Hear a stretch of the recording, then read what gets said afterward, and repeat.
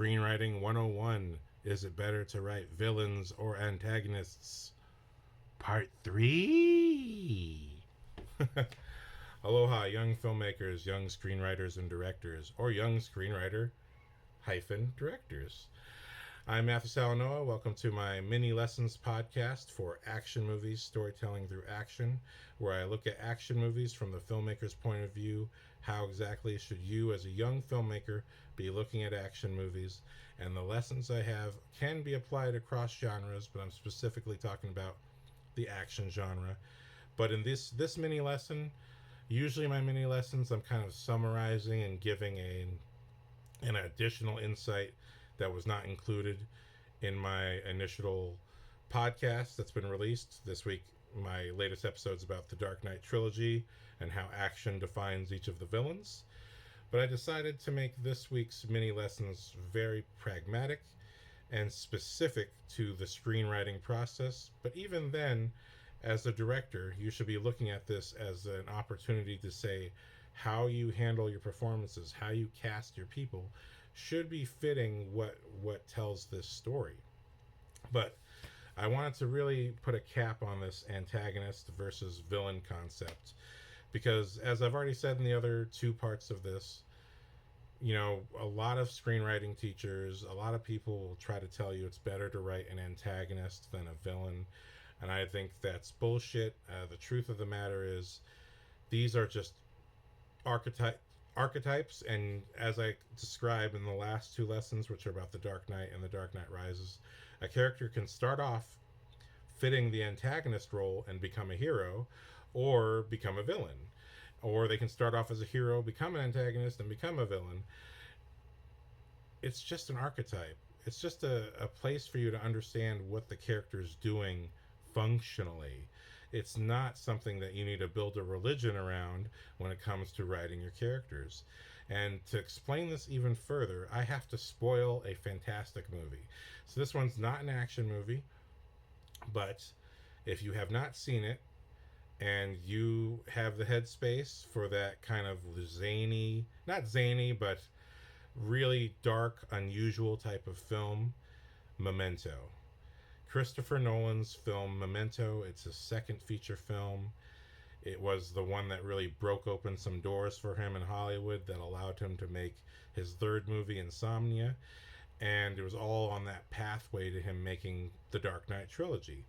But the reason that I have my opinion on why, you know, villains, antagonists, like, you should not get hung up on these words. Like, it's just the color that you're choosing. You know what I mean? If you're a costume designer, it's the color that you're choosing to wear. A character can transform between one thing and the other. That's the whole point of the last two mini lessons. But I think Memento is the perfect movie to explain how a character can literally be all of these things, and it's actually the inspiration behind my short film Day 442, which I mentioned in the last mini lesson.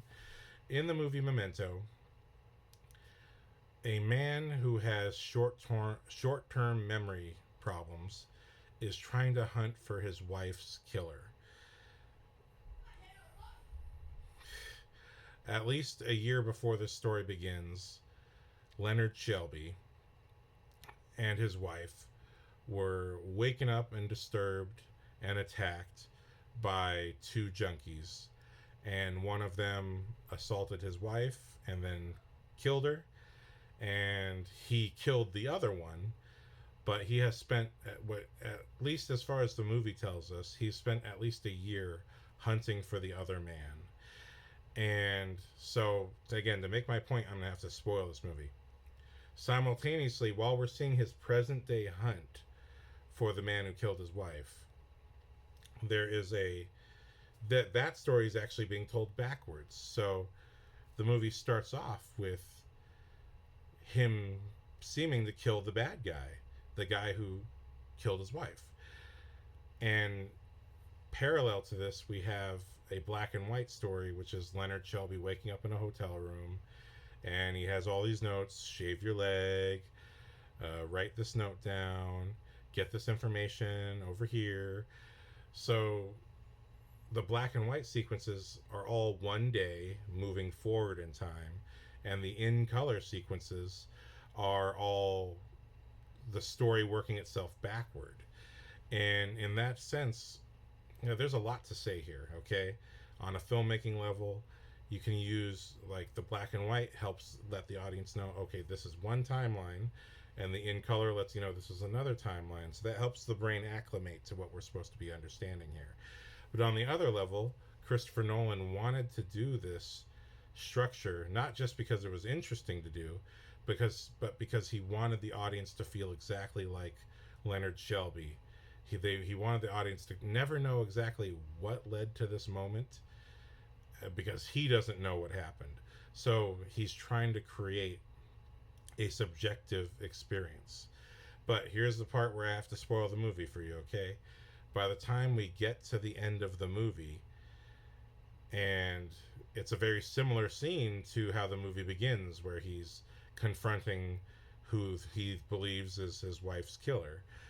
And what the end of the movie is actually technically takes place in the middle of the story, where he has killed someone, and this person that he thought was his friend, who we know he kills at the end of the movie, this person, Joey Pants, who plays his friend across the movie, reveals to him that actually you killed your wife's attacker a year ago.